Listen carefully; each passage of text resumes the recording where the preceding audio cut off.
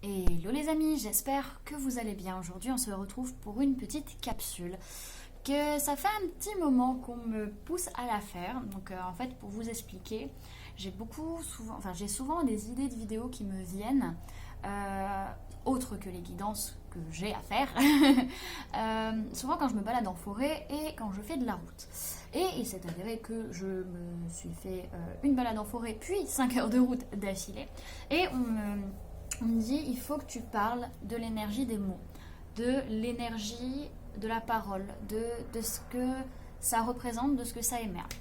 Donc souvent, quand c'est ça, j'ai le message dans un coin de ma tête, mais je suis pas tout de suite, hein, enfin on va dire, je sais pas, les messages ils arrivent pas au moment où je suis devant ma caméra, etc. Donc c'est sûr que c'est pas forcément, des fois j'ai plein d'autres messages et puis je les fais pas tout de suite, je les ferai un jour, mais pas maintenant. Puis là, on m'a encore un peu poussé à en parler. Parce que pour ceux qui me connaissent dans la vie autre que YouTube, vous savez qu'en tant qu'entrepreneur indépendante, je fais, pardon, je fais énormément de ce qu'on appelle les réseaux pro, surtout pour ceux qui sont dans le Nord, qui me connaissent, etc. Et c'est étonnant parce que lors d'une réunion, j'ai discuté avec une personne justement avec qui on a parlé justement de cette énergie des mots. Donc si tu passes par là, je te fais un coucou, voilà, à qui tu te reconnaîtras. Donc voilà, c'était vraiment le coup de pied au derrière pour me dire, bon Laura, faut y aller. Pourquoi je trouve ça intéressant de regarder l'énergie des mots? Parce que la parole, on l'utilise un peu à tort et à travers, selon moi, sans forcément réfléchir à l'entièreté de ce que ça implique. Il y a beaucoup de personnes, alors vous savez comment je suis, hein, les capsules sont absolument pas... j'ai mon petit plan, j'ai mes petites idées, etc. Mais concrètement, ça va partir dans tous les sens. Hein, vous me connaissez, voilà, vous avez l'habitude. Comment dirais-je, il y a beaucoup de personnes qui ont envie de travailler sur elles. Beaucoup de personnes qui ont envie d'évoluer, qui disent je veux vibrer haut, je veux travailler la loi d'attraction, etc. Donc ce sont des personnes qui travaillent ça souvent au niveau comment dirais-je, au niveau de leurs actions, au niveau de leur façon de réagir, de leur façon de penser, mais on ne prend pas forcément en compte, je pense, selon moi, pas suffisamment en compte ce que l'on dit, ce qui sort de notre bouche, qui a un impact, parce que la parole, la voix, est une énergie, et une pour moi des énergies les plus vibratoires que l'humain peut faire. Hein. Par exemple, quand vous faites une prière à voix basse, quand vous la faites dans votre tête et quand vous la faites en résonance dans votre cage thoracique, n'a pas du tout le même impact. Hein. Pour ceux qui font régulièrement des prières, des incantations, etc., vous me direz ce que vous en pensez, mais pour moi, n'a pas du tout le même impact. C'est pour ça aussi quand on fait des soins énergétiques, utiliser par exemple les kotodamas, pour ceux qui font du reiki, ça change totalement la donne sur un soin. Donc des sons, des vibrations, des mantras, ça a un impact. La vibration de la voix a un impact, c'est la voix de notre âme. C'est notre instrument de musique en fait. Donc déjà rien qu'au niveau de la vibration, de ce que ça implique, se poser la question de comment un mot vibre. Comment est-ce qu'il est agréable à l'oreille? Est-ce qu'il énerve? Est-ce qu'il attaque? Quelle est déjà rien que ça, rien que je sais pas moi quel mot je pourrais dire, quel mot je pourrais utiliser. J'ai pas de mot qui me vient en tête. Enfin si, j'ai un mot, mais c'est un nom de famille politique et je ne vais pas l'utiliser, qui pour moi vraiment est une attaque à l'oreille, donc je ne vais pas en parler. Voilà, mais il y a ce côté, déjà rien que ce point-là, comment un mot il sonne à ton oreille? Comment il sonne dans ta gorge? Je suis désolée, il y a des chiens qui aboient dehors, j'ai ouvert en grand mais il fait beau. Comment ça sonne, comment ça vibre quand tu le dis ce mot? Et au-delà de ça, l'intonation qu'on utilise. Alors moi j'adore tout ce qui est oratoire, j'adore tout ce qui est, comment dirais-je, les déclarations, etc., la poésie.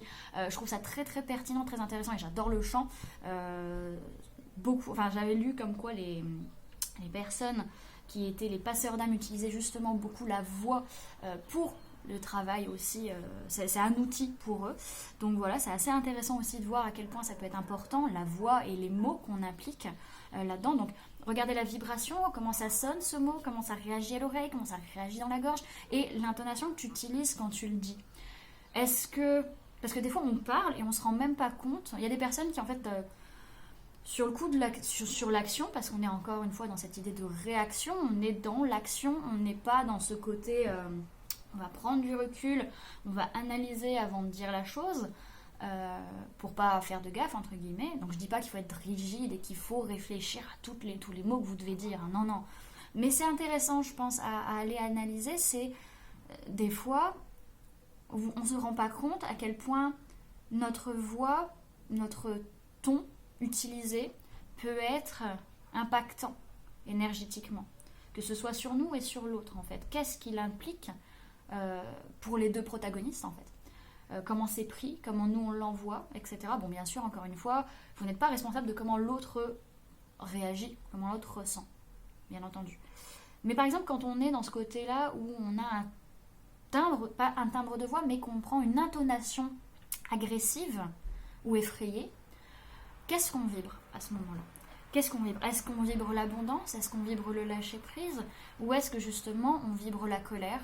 On vibre l'agacement, on vibre la peur, on vibre l'angoisse. Et qu'est-ce qu'on nous envoie de l'autre côté ? Automatiquement. Moi, je vois la plupart du temps, les personnes, quand c'est ça, quand il y a un timbre quand il y a un ton, une intonation agressive qui est envoyée, qu'est-ce qu'on envoie de l'autre côté ? De l'agressivité, en effet miroir, pour que l'autre comprenne, entre guillemets, attends là, il y a quelque chose qui se passe en miroir, essaie de comprendre ce qui se passe, parce que après on va se dire ouais mais c'est l'autre qui m'a agressé, alors que vous n'aviez pas fait entre guillemets l'effort d'analyser votre façon de parler. Donc il y avait ce point là, moi je trouvais ça qui était très intéressant aussi. Il y a ce côté aussi, au-delà de la vibration, de l'intonation, il y a le sens du mot. Moi j'ai remarqué énormément en accompagnement, souvent les personnes qui ont la blessure de rejet, souvent en guidance, beaucoup en guidance, on donne les informations aux personnes, on donne les messages qui passent, et tu donnes des conseils, tu donnes des informations, et à chaque fois les personnes te répondent mais nanani nanana, mais. Je vous demanderai, en écoutant cette vidéo, alors vous me dites peut-être Laura, elle commence à débloquer un petit peu. Et là c'est peut-être possible, mais c'est pas grave. Voilà, c'est un message que j'ai à passer, voilà. Qu'est-ce que tu ressens quand tu entends le mot « mais » ? Tu peux me le dire en commentaire. Qu'est-ce que tu ressens dans ton corps ? Je parle pas du fait, du contexte ou quoi que ce soit, mais qu'est-ce que ce mot implique en résonance dans ton âme, dans ton essence, etc. Qu'est-ce que ça fait ? Alors, j'ai remarqué que énergétiquement, quand on dit un « mais », c'est que l'on repousse, c'est que l'on rejette. On rejette l'information qu'on vient chercher pourtant, qu'on vient glaner, mais quand on a l'info, non, on ne la veut pas.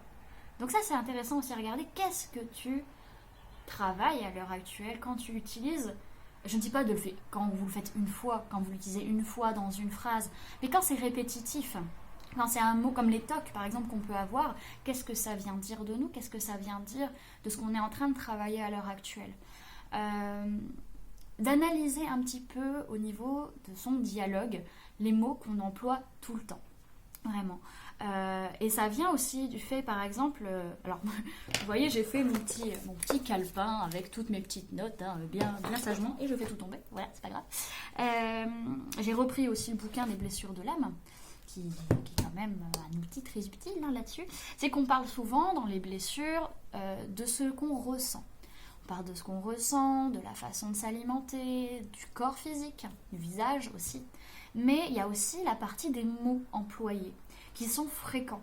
Des mots qu'on va revenir, qui vont revenir dans le vocabulaire en fait des personnes avec telle ou telle blessure. Par exemple, les personnes qui disent mais sont en train de travailler la blessure de rejet. Parce qu'elles rejettent l'information. Il y a aussi ce côté, par exemple, blessure de rejet, ça va être tout ce qui est mots nul, rien, inexistant. Ce côté d'absence en fait. Vraiment ce lexique de disparition, de je ne suis pas présent.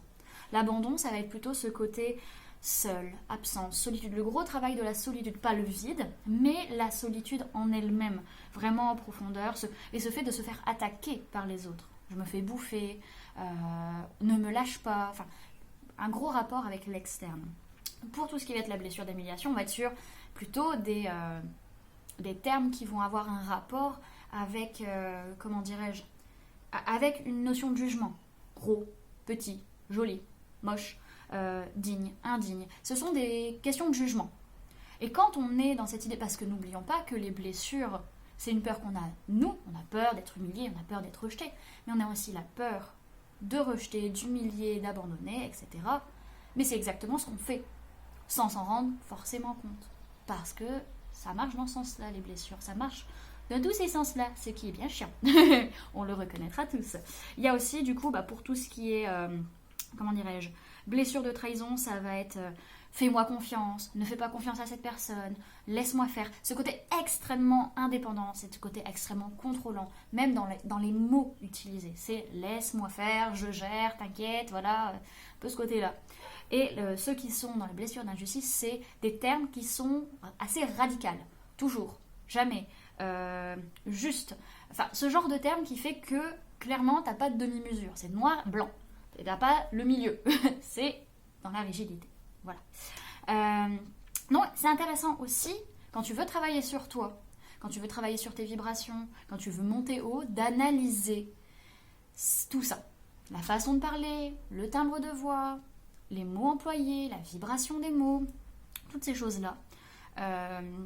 Aussi l'étymologie des mots. Alors ça, c'est un truc que j'adore. J'arrive pas toujours à trouver tous les mots ou toutes les expressions, savoir ce que ça veut dire. Parce que, par exemple, quel mot je pourrais utiliser? Il n'y a pas de mots qui me viennent. Il n'y a pas de mots qui me viennent. Mais aujourd'hui, à l'heure actuelle, on utilise des mots dans notre dictionnaire français ou même d'autres langues. Hein. Bien sûr, chacun, en fonction des différentes langues, je suppose que ça doit être similaire.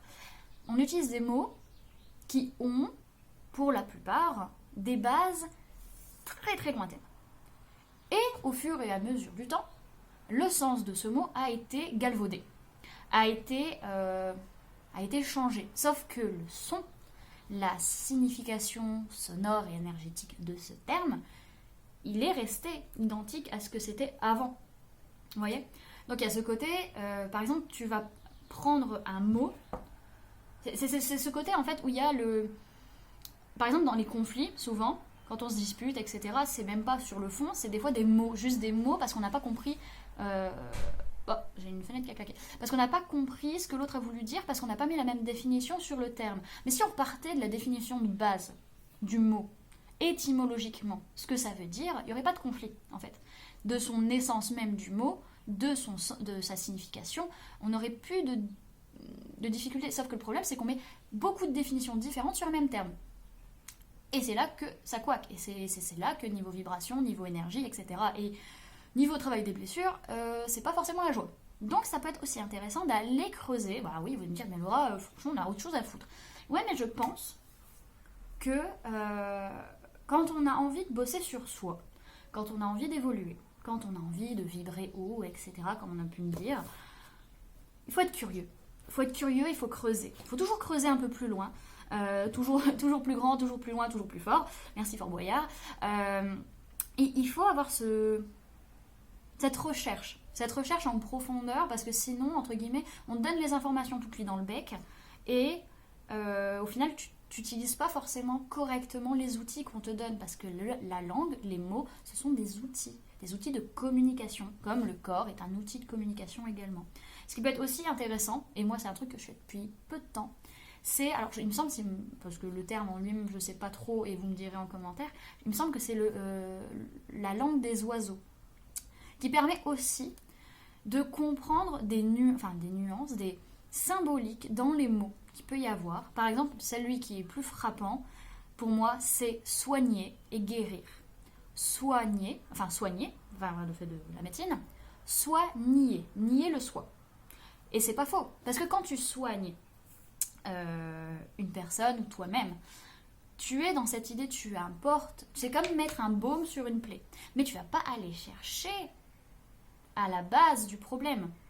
Tu nies le soi, tu nies ce que l'âme et l'esprit a voulu dire par ce mot physique ou mental qui a pu avoir. Donc ça, c'est important de décrypter les mots, encore une fois, dans leur son, dans leur signification. Qu'est-ce que décomposer, ça te donne quoi derrière? À l'inverse, par exemple, le mot guérir, guérir, ça amène de la joie. Le fait de guérir, c'est de passer d'un moment de souffrance à un moment de joie, à une libération. Il y a une libération quand tu guéris. Tu ris. Voilà. C'est un petit peu tout ça que j'avais envie de vous parler. Comme toujours, c'est fouillis à fond. C'est à mon image. Voilà. Si ça plaît pas, tant pis. Voilà. Ah si, j'avais encore autre chose à vous dire par rapport aux mots. Pour ceux qui veulent avancer. Et que ce soit même par rapport à des problématiques qu'ils ont dans la matière. Arrêtez d'utiliser les pronoms. Alors je dis pas de conneries. Pronoms personnels. Si je dis pas de bêtises. Je suis nulle en orthographe et en grammaire, alors les termes, là, moi, c'est parti très loin. Mon, ma, mes. Pourquoi? Parce que ça fait que tu t'identifies énergétiquement et inconsciemment à quelque chose d'extérieur à toi. Si tu as des problèmes de santé, c'est ma maladie, mes problèmes de santé. Ben ouais, mais qu'est-ce que tu fais en faisant ça, en étant dans cette optique-là et en disant ça? Ben ça fait que tu l'intègres à toi. Et ça te définit. Par exemple, une personne qui est handicapée, va dire mon handicap. Mais non, ça ne te définit pas, tu n'es pas un handicapé. Tu n'es pas que ça, enfin tu n'es pas ça, tu es une personne, tu peux être en même temps une personne qui chante, tu peux être une personne qui fait du bricolage, tu peux être une personne qui aime le théâtre, tu es un fils, tu es une fille, tu es un père, une mère, tu es énormément de choses. Et tu ne peux pas te définir par ce qui t'est extérieur, par ce qui t'arrive extérieurement. Parce que sinon, ça fait que tu peux pas t'en débarrasser. Tant que tu te dis ça, ça reste collé à toi. C'est une possession, c'est une appartenance. Donc comment tu veux faire pour t'en libérer si déjà inconsciemment, tu dis non, ça m'appartient. Ça fait partie de moi et ça reste avec moi. Donc il y a aussi ça à regarder au niveau de la communication, au niveau des mots qu'on emploie. Et c'est pareil pour, par exemple, la dépendance affective. Mon copain, mes parents, mon frère, ma soeur, mes amis, ces personnes ne t'appartiennent pas. Tu ne les as pas achetées. Ces personnes ne t'appartiennent pas. Et dans ce côté possession de quelque chose d'extérieur et de personnes extérieures, ce qui fait qu'entre guillemets, si on te l'enlève, il y a une souffrance. Parce que tu te dis, non mais c'est à moi. Mais non, ce n'est pas à toi. Personne n'est à toi. Même entre guillemets, tes parents, alors pour ceux qui croient comment dirais-je, aux réincarnations et aux vies antérieures, etc., des parents, t'en as eu plein. T'as eu plein de parents. Alors ça peut être aussi les parents que t'as eu là qui ont été dans d'autres vies avec toi. Mais pareil, tes frères, tes sœurs, ils t'appartiennent pas. Tu peux pas les mettre sous une cloche. C'est pas à toi. C'est pas un objet que tu vas mettre en présentation. Et ben il y a plein de choses comme ça. Quand tu veux te libérer de quelque chose, d'un poids, tu veux lâcher prise, tu veux avancer, rien que dans les mots que tu emploies, ça peut ramener des attaches. Ça peut ramener des choses qui te bloquent, qui t'empêchent d'avancer, qui t'empêchent d'évoluer. Donc voilà, les amis. Du coup, j'ai quand même blablaté presque 20 minutes. Presque 20 minutes pour vous parler de l'énergie des mots. Comme toujours, c'est très fouillis. Et puis c'est bien. Moi, je trouve ça bien parce que du coup, c'est naturel. Mais moi, c'est comme ça que je parle dans tous les sens. Voilà. Je suis plus cadrée quand je suis dans les guidances parce que j'ai les cartes en support. Mais les idées, elles vont un peu... Voilà, dans tous les sens. J'espère en tout cas que cette petite vidéo vous aura plu. Aura pu mettre quelques petites graines à germer. Faut le temps, toujours. On ne demande pas de claquer des doigts et puis vas-y, ça se fait tout de suite. Peut-être que certains ne seront pas d'accord avec moi. Et c'est juste aussi. Si t'es pas d'accord avec moi, tu peux le dire en commentaire avec bienveillance, avec gentillesse. Pour qu'on en discute. Pour qu'on débatte. Parce que j'adore débattre. J'adore ça. C'est trop bien. Mais quelque chose de constructif. Pas juste c'est nul, ça ne sert à rien. Parce que là, clairement, tu perds juste ton temps et tu me fais pas le monde. Voilà. Encore une fois, l'énergie des mots. Et encore une fois, si c'est nul, blessure de rejet. Voilà. Qu'est-ce que ça te fait travailler dessus? Du coup, voilà, les amis, je crois que j'ai fait le tour, un peu, de tout ce que j'avais à dire sur ce sujet. J'espère que ça vous aura plu, ça vous aura parlé, ça vous aura intéressé, ça vous aura un peu diverti avec mes petites conneries, entre guillemets. Donc voilà les amis, je vous fais plein de gros bisous. Prenez bien soin de vous. À très bientôt. Bye.